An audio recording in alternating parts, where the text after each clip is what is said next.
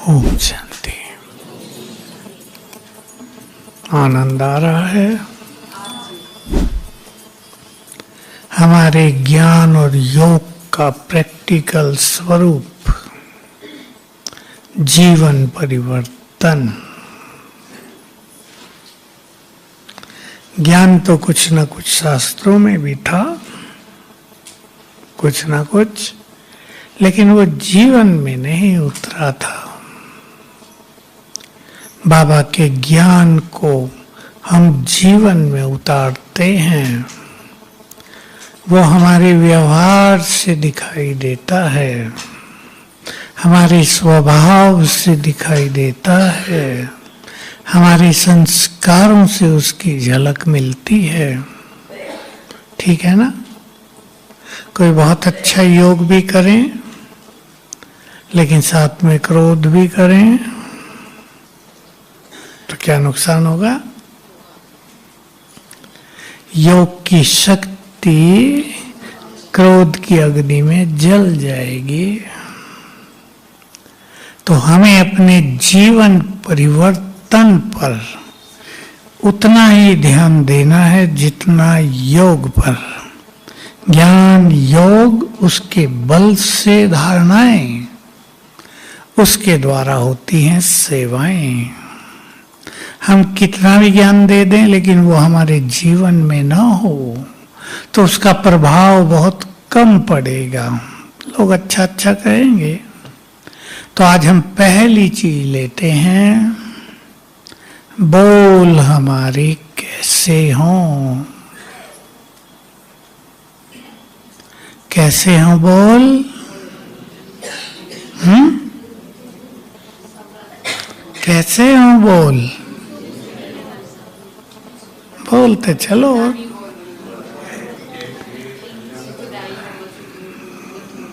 ठीक है, हमारे बोल ऐसे वरदानी सुखदाई हों जिन्हें दूसरे लोग सुनना चाहें। ऐसे न हो जिन्हें कोई सुनना ही न चाहे। सोचें ये चुप ही रहे तो अच्छा है। हर जगह मनुष्य को बोलना ही होता है। हर जगह काम कराना, घरों में परिस्थितियों का होना, आपके बच्चों का पढ़ना लिखना, आपके साथी से आपका नाता, सब में बोल चलता है। घरों में सास ससुर हो या कोई भी हो, बोल का बड़ा महत्व है। हमें अपने बोल पे ध्यान देना है। अब उदाहरण देता हूं आपको। आपके घर में एक बच्चा है, पढ़ने लिखने में थोड़ा कमजोर है। दूसरा कोई बच्चा पड़ोसी का या आपके किसी रिलेशन का पढ़ाई लिखाई में बहुत होशियार है। निश्चित रूप से आपको रहेगा मेरा भी होशियार होना चाहिए। अब आप उसे क्या कहते हैं, इस पे आगे का बहुत सारा खेल निर्भर करेगा। आप उसे रोज डांटते हैं, पढ़ता नहीं है, मोबाइल पे रहता है, नाम बदनाम करता है, पैसे हमारे गंवा रहा है, या उसे उमंग उत्साह दिलाते हैं। कैसे दिलाना चाहिए उमंग बच्चों को जो कमजोर हों थोड़े? तुम बहुत अच्छे हो, बहुत बुद्धिमान हो, उसको प्यार भी दो, एप्रिशिएट करो, प्रशंसा।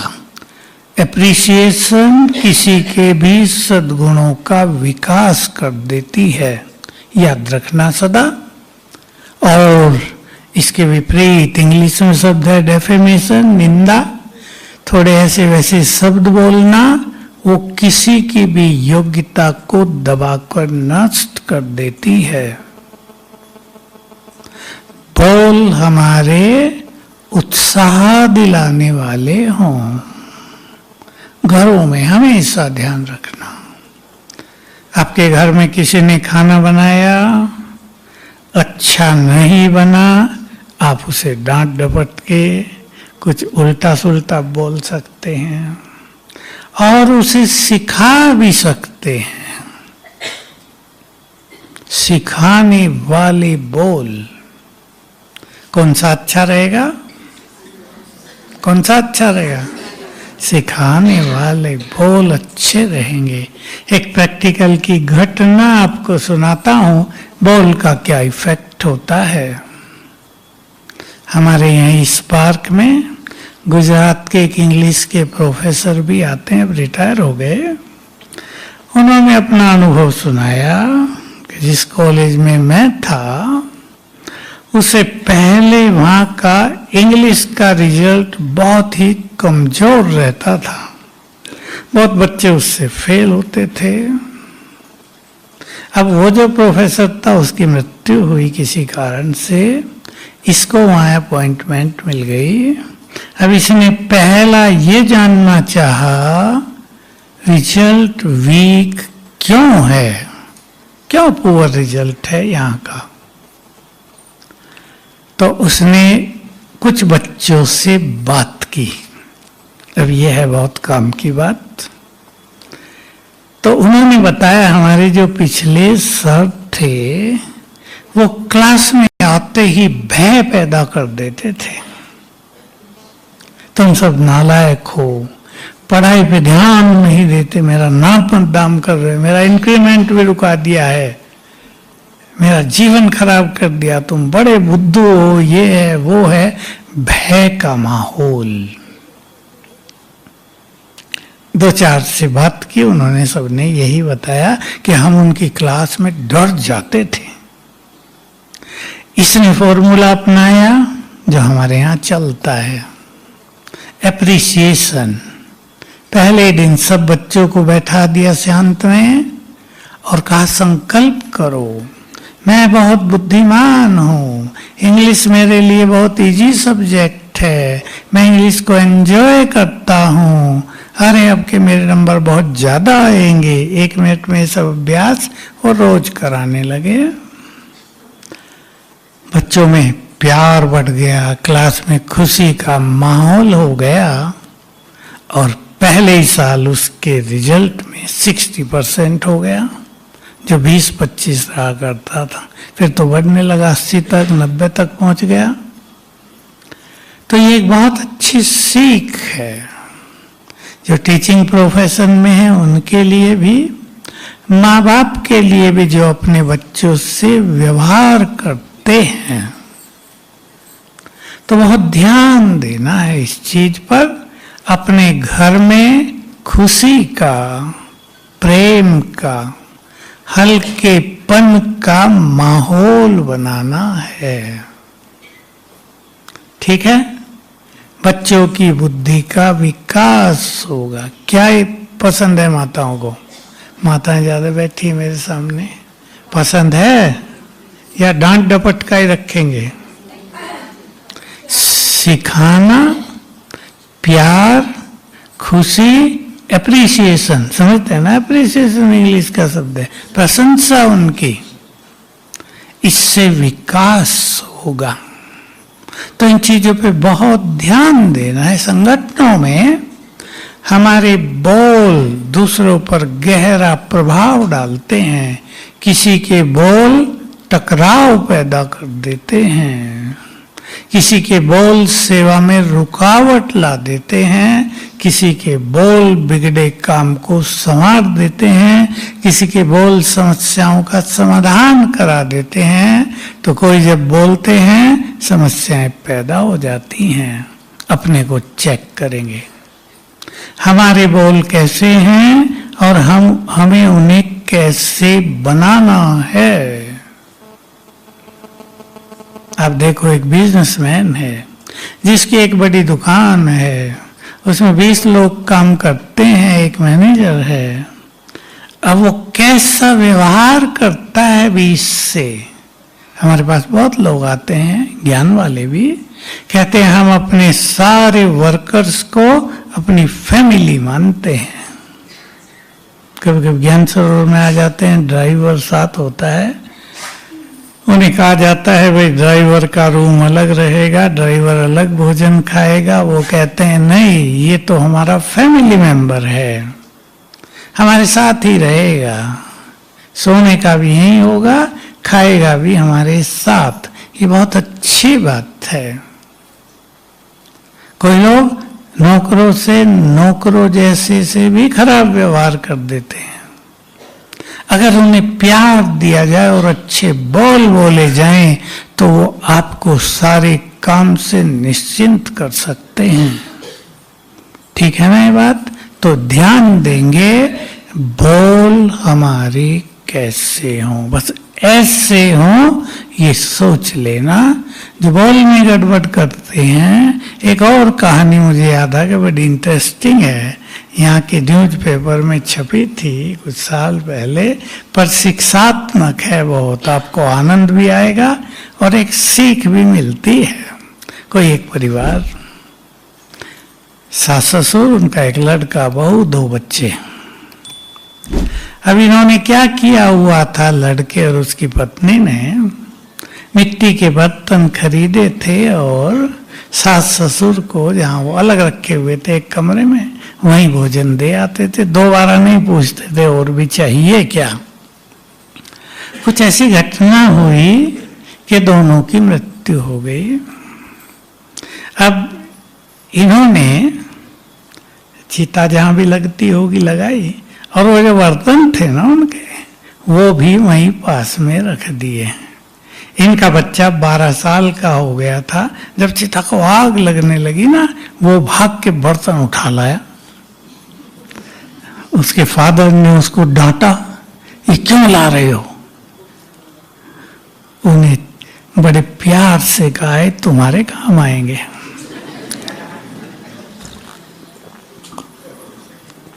कैसा उत्तर था? अब सोचो, वो बच्चा बुद्धिमान था या उसके माँ बाप बुद्धिमान थे? वो रोज देखता था ना ये कैसा व्यवहार कर रहे हैं। साथ में कुछ सुना भी देती थी बहन जी, मरते नहीं है बूढ़े। जानती है ना माताएं क्या क्या सुनाती हैं, सबको पता है ना, मुझे तो आता नहीं ज्यादा, पर अच्छा सुना देती थी। क्लास रोज लगा देती थी एक बार। तो याद रखेंगे, जैसा व्यवहार हम दूसरों से करते हैं, आगे आपको बोलना, वही व्यवहार हमसे भी होगा। आज एक वंडरफुल बात सामने आई। किसी ने, एक युगल है, बहन सेंटर में रहती है, मेरा साथी है, उसको फोन किया कि भाई मेरे पति का ऐसा हाल हो गया। देखो कितनी दयनीय स्थिति और कर्मों का खेल। बहुत ज्यादा शुगर हुई उसको।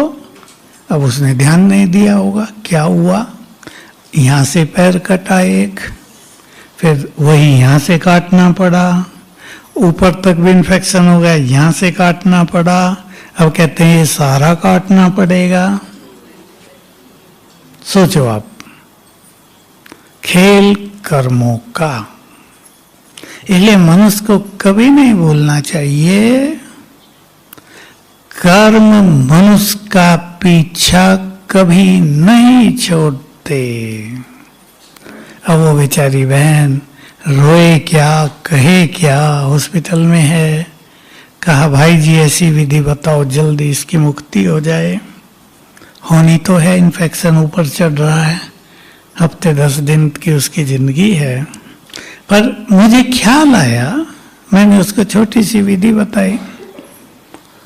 मुझे ख्याल आया कि देखो, जब मनुष्य कर्म करता है तो वो किसी अहंकार में होता है, चाहे धन के नशे में रहता है, चाहे सत्ता का नशा उस पर सवार रहता है, और वो कुछ भी करता है, किसी को कुछ नहीं समझता।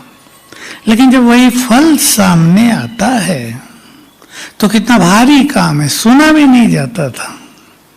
ऐसे बोल रही थी, मैंने कहा बस मैं समझ गया, सुनना भी कठिन था उनकी पीड़ाओं की कहानी। तो हम सभी अपने कर्मों को अब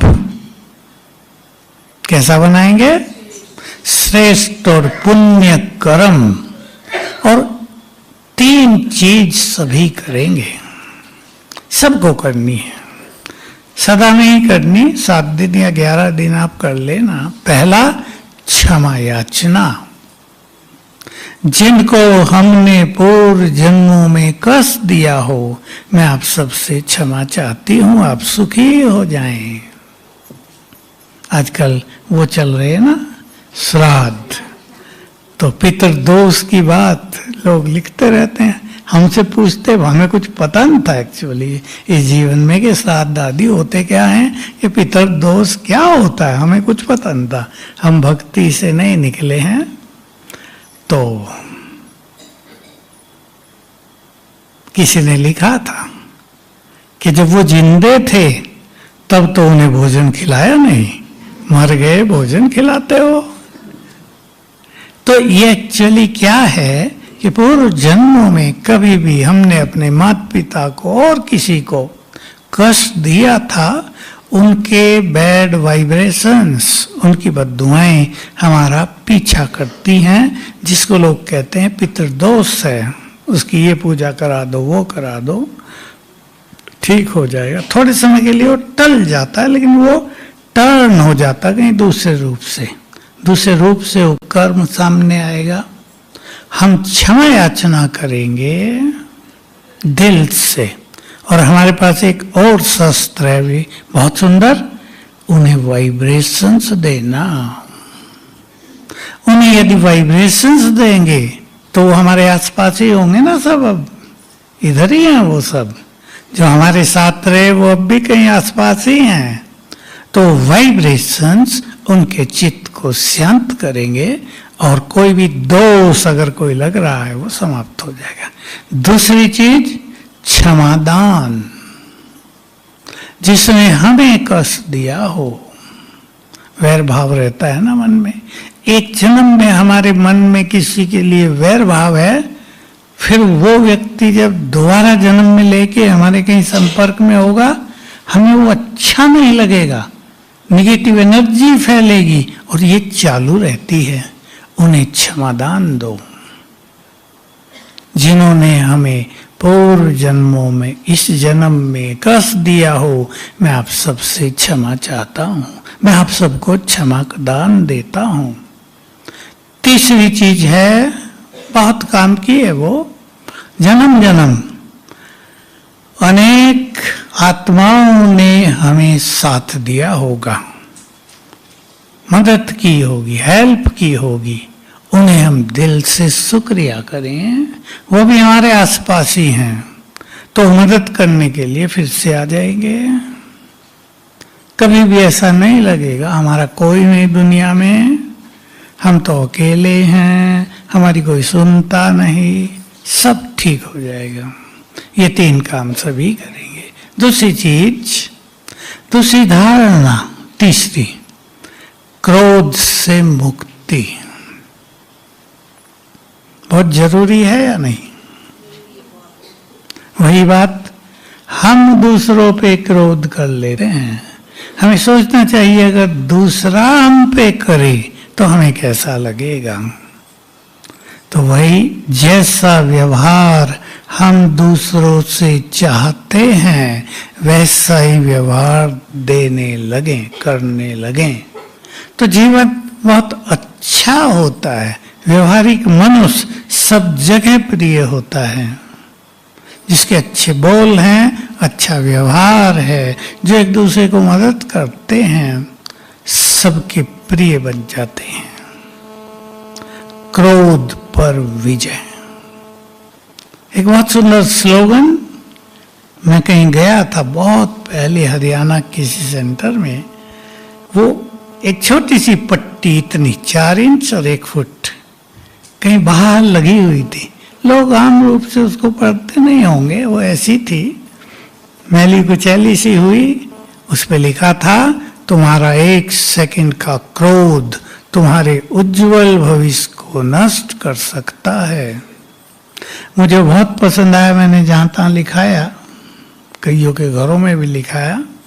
एक सेकंड का क्रोध मनुष्य को हवालात में ले जाता है, जिंदगी भर के लिए जेल का वासी बना देता है। ये हमने केस देखे जेलों में। हम कई बार जाते हैं तो जहाँ जेलों में सेवाएं हो रही हैं, हमें भी वहाँ ले जाते हैं। हम देखते हैं उनमें आधे लोग तो निरपराध होते हैं और आधों में से आधे इमोशनली अचानक गुस्सा आया और कुछ कर बैठे। अब जेल भुगत रहे, कोई 7 साल की, कोई 15 साल की। तो अपने इमोशंस पर, इमोशंस कहते हैं ना इंग्लिश में, भावनाएं, इनको कंट्रोल में रखना बहुत जरूरी होता है। क्रोध के इमोशंस बढ़ते हैं। इसके बाल बच्चे भी हैं, वैर भाव भी उसका एक अंग है। रोब तो है ही बड़े रूप से, पर ईर्ष्या द्वेष भी उसी का हिस्सा है। दूसरे की निंदा करना भी क्रोध का ही छोटा हिस्सा है। मन में क्रोध रहता है तो जहां तहां बोलते हैं ना, ये ऐसा ऐसा है। तो हम इस क्रोध को महाशत्रु मानकर इस पर विजय प्राप्त करेंगे। संकल्प करो आज सभी। विधि में बता रहा हूं आपको, पर बहुत बड़ा महत्व होता है पावरफुल संकल्प का। मनुष्य अगर चाहे कि उसे ये करना है, विशेषकर हम ब्राह्मण आत्माएं, तो कर सकती हैं। क्यों? बाबा की शक्तियां हमारे साथ काम कर रही हैं। कर रही है या नहीं?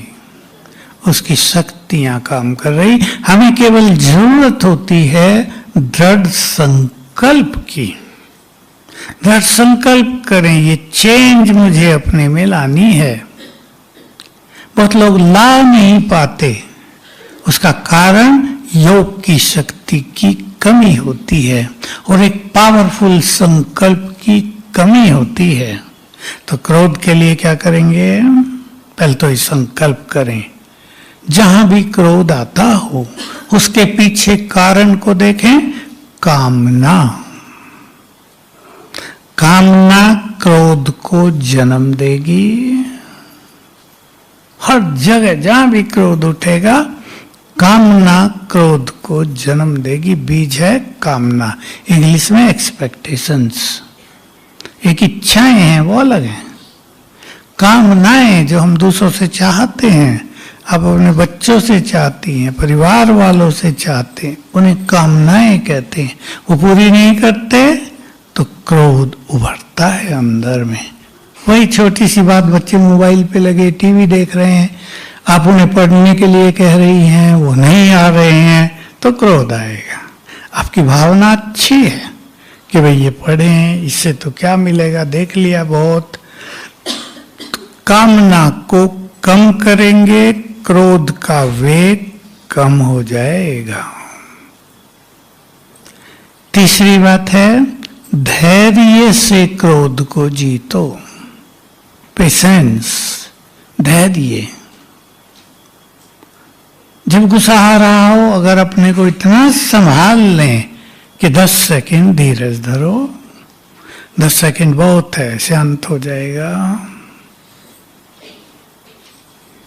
मुझे श्री कृष्ण की कहानियां सुनने का बड़ा शौक है, उनकी बहादुरी की कहानियां। मेरे पास कुछ ऐसी किताबें आई। नरेंद्र कोहली एक राइटर है बहुत बड़े, दिल्ली के।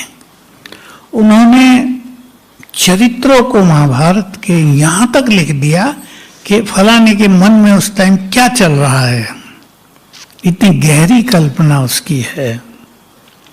तो श्री कृष्ण को मैंने देखा,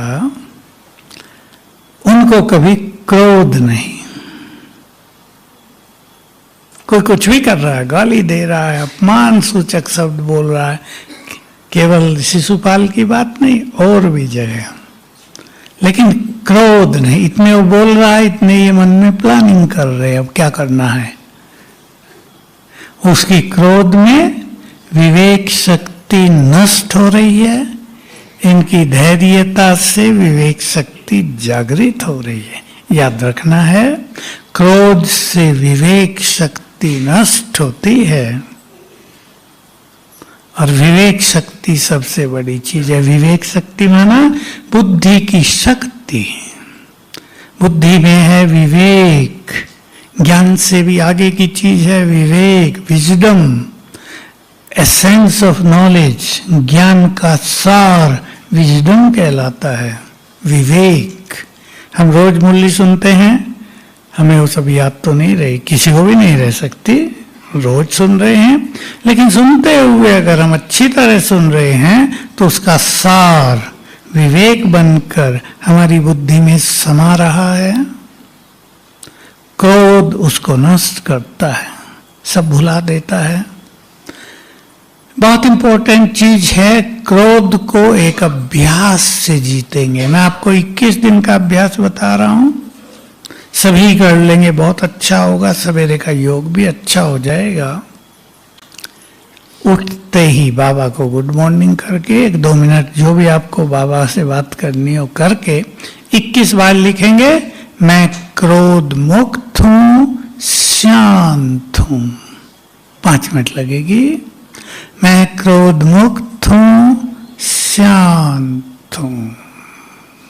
21 बार, 21 दिन। क्रोध पर बहुत विजय आपको नजर आएगी, क्योंकि अंतर्चित्त शांत होगा।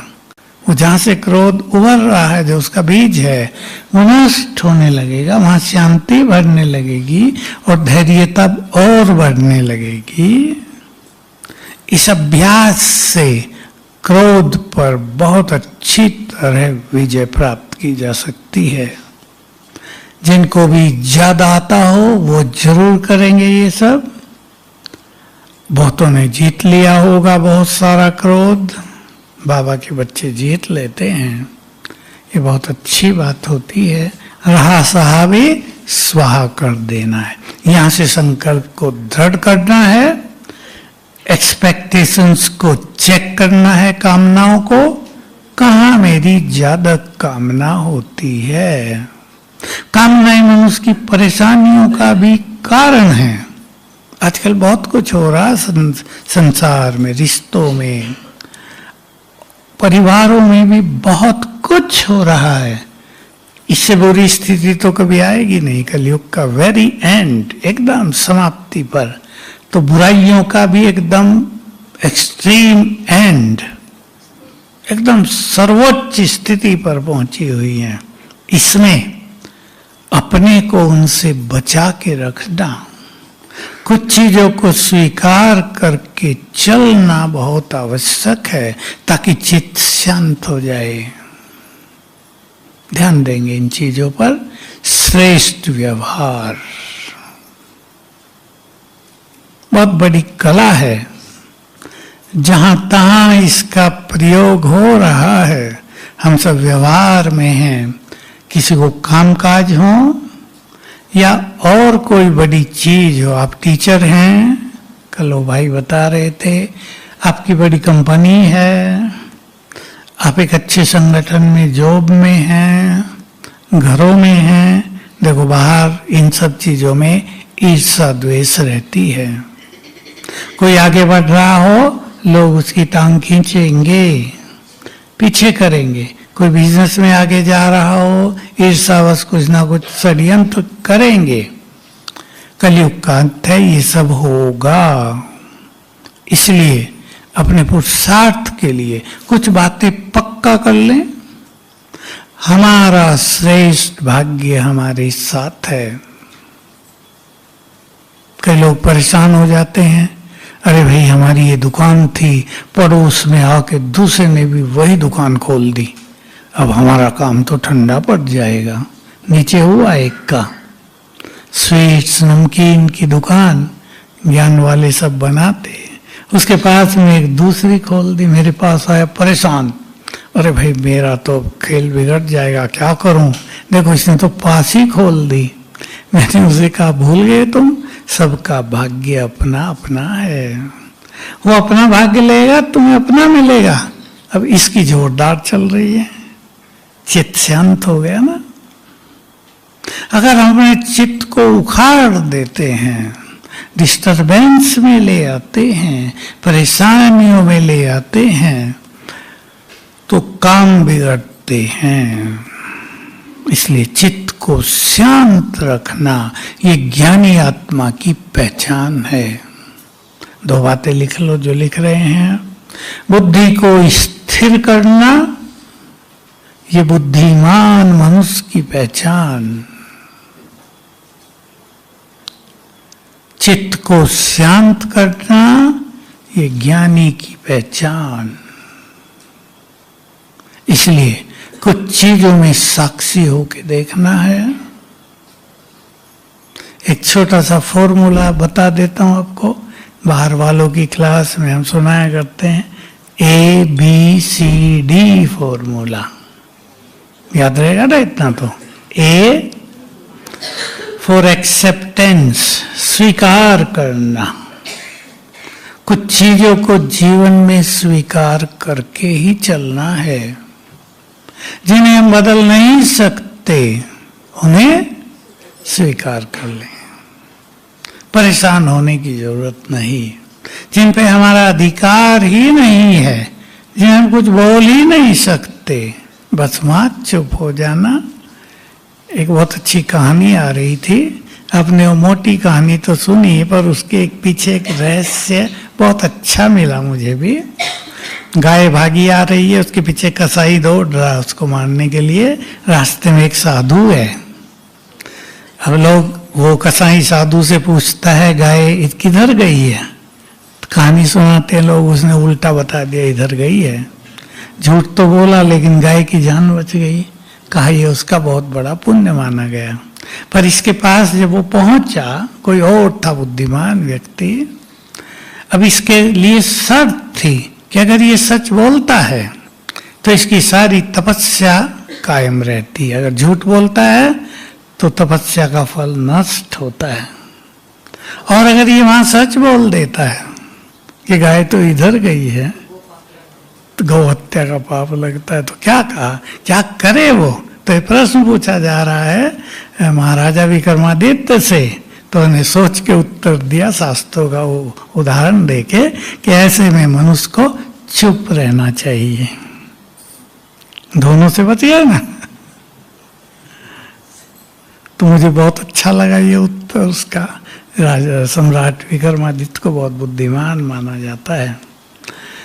तो हम सभी अपने बी बाईपास, कुछ चीजों को बाईपास कर दें,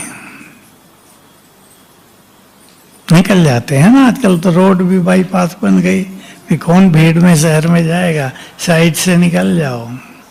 अब आप जा रहे हैं, रास्ते में कोई खतरनाक चीज पड़ी है, साइड से निकलेंगे ना। ये थोड़ा ही लांग के ही जाना उसको जरूरी है। सी कैंसिल, कुछ चीजों को सदा के लिए कैंसिल कर दो। वो जीवन में है ही नहीं, उनसे हमारे जीवन का कोई नाता नहीं। आप सबने किया है, लहसुन प्याज से हमारा कोई नाता नहीं। आपको तो शादी ब्याह में भी जाना पड़ता है, अब वहाँ तो आप जानो किससे आपका नाता है, भोजन से किसका नहीं। माल बहुत सारे बने रखे रहते हैं। हाँ, वो सब का मैं इसलिए आप पे छोड़ दिया। वो मुझे न पता आप क्या खाते हैं क्या नहीं और न कुछ कहना, सबको ज्ञान है। सी फॉर कैंसिल। डी डू, जो कुछ करना है उसे दृढ़ता पूर्वक करो, जो नहीं करना उसे कैंसिल। तो ये फॉर्मूला हमें मदद करेगा। ऐसे नहीं जिसको स्वीकार करना है नहीं कर पा रहे, संघर्ष हो रहा है, जिसे कैंसिल करना नहीं कर पा रहे, संघर्ष हो रहा है जीवन में, इन चारों से चित्त शांत रहेगा, अपनी स्थिति बहुत ही अच्छी होगी। तो व्यवहार, आप सोए हैं, एक व्यक्ति आपको जगाता है, आपको गहरी नींद है, आप उठते ही क्या करते हैं?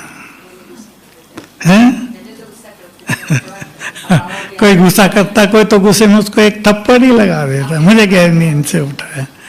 अभी धन्यवाद देंगे कि सवेरे का टाइम था, तुमने हमें उठा दिया, बहुत बहुत धन्यवाद। ऐसी अनेक चीजें जीवन में होती हैं। कहाँ हम कैसा व्यवहार करते हैं, कहाँ हमें कैसा व्यवहार करना चाहिए, हर एक इस पर बहुत अच्छी तरह चिंतन करें। अपने बड़ों से कैसा व्यवहार करना चाहिए। कई में भाई देखें, युवक, माँ बाप बीमार हैं, कैसे अपना सब कुछ छोड़ के उनकी सेवा में लग गए हैं। कभी इन्होंने हमें चलना सिखाया, कभी इन्होंने हमें भोजन खिलाया, अब हम इन्हें भोजन खिलाएंगे। कभी इन्होंने हमारी पालना की, अब अंतिम समय हम इनकी पालना। बाबा के बच्चे हमें सुनाते हैं, ये बहुत अच्छी बात है। तो कहाँ हमें क्या व्यवहार करना है, किसको मदद करनी है, किसको साथ देना है, इसका खुद हर एक ज्ञानी आत्मा अच्छा निर्णय करे तो बहुत अच्छी चीज होगी। एक धारणा पे मैं आप सबका और ध्यान खिंचाऊं, बहुत बहुत मूल्य हैं उस पर। संतोष, संतुष्टता।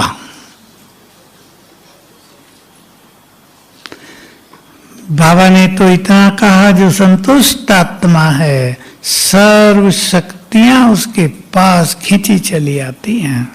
मुझे बात बहुत सुंदर लगी, मुरली से है। संतुष्ट आत्मा सबकी प्रिय होती है। बाबा को तो बहुत प्रिय लगते ही हैं। अपने से बात करेंगे यहाँ आप, भगवान को पाकर भी यदि हम संतुष्ट न हुए तो कब होंगे। ठीक है ना विचार।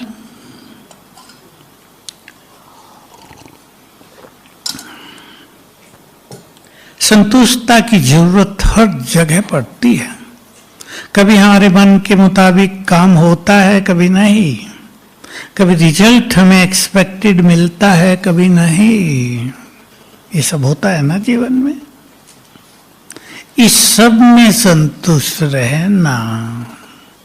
आप बहुत योग्य हैं लेकिन आपको अवसर नहीं मिलता, उसमें संतुष्ट रहना। आपको कोई पूछता नहीं है, उसमें संतुष्ट रहना। सोच लो, बड़ी बड़ी बातें हैं ये, सुनने और कहने में बहुत छोटी हैं कि हमें कोई पूछता नहीं, भाई ठीक है, लेकिन मनुष्य को कहते हैं खराब लगता है। तब उसमें संतुष्ट रहना, ये बहुत सुंदर कला है। और याद रखेंगे, जो अब अपने को संतुष्ट कर देंगे वो द्वापर से भी हर जन्म में संतुष्ट रहेंगे। ये बहुत सुंदर सिद्धांत हैं। जो अब अपने को ज्ञान रत्नों से भरपूर कर देंगे वो द्वापर से खजानों से भरपूर रहेंगे।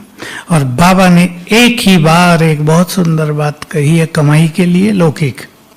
जिनके पास ज्ञान धन बहुत होगा उन्हें स्थूल धन कमाने में मेहनत नहीं लगेगी।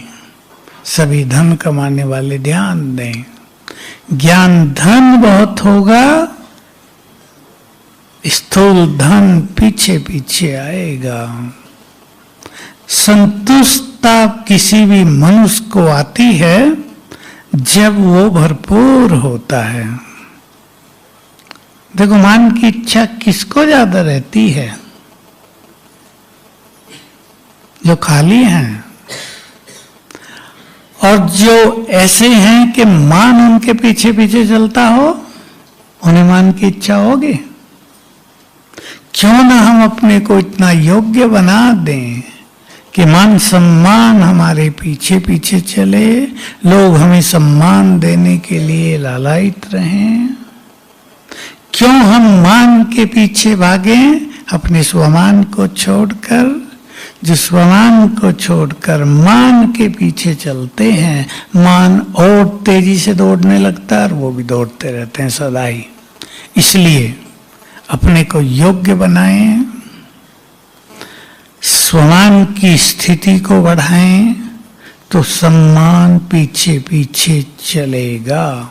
सब खजानों से अपने को तृप्त करके तब आत्मा संतुष्ट रहेगी। तब अंदर से आवाज निकलेगी, पाना था सो, नहीं तो ये गाय नहीं रह जाएगा। बस बाहर से गाएंगे, अंदर रहेगा बेटा बहुत कुछ पाना बाकी है, ऐसे ही कह दिया, पाना था सो पा लिया, वो और क्या बाकी रहा, अब तो बहुत कुछ पाना है। ठीक है, अलौकिक में पाना है, वो तो सदा ही पाना है। तो लौकिक को भी भरपूर रखना है। ये तो नहीं ना धन चाहिए ही नहीं, धन तो चाहिए, लेकिन ये विधि है। हम प्रकृति के मालिक बनेंगे, धन हमारे पीछे पीछे आएगा। हम ज्ञान धन दान करेंगे, धन हमारे पीछे पीछे चलेगा। धन भी लगाएंगे बाबा की सेवाओं में, धन बहुत बढ़ेगा। मैंने कई परिवार देखे, गरीब बेचारे। एक तो गुजरात का परिवार, बहुत साल पहले की बात है, 50 साल, प्रदर्शनी हो रही थी, सेंटर में करनी थी, मैंने मीटिंग कर रही थी, उसने 7 दिन का कोर्स किया था, उसको बैठा दिया, इसको बैठा लो। 10-12 भाई थे, भाई सब सहयोग करो थोड़ा थोड़ा।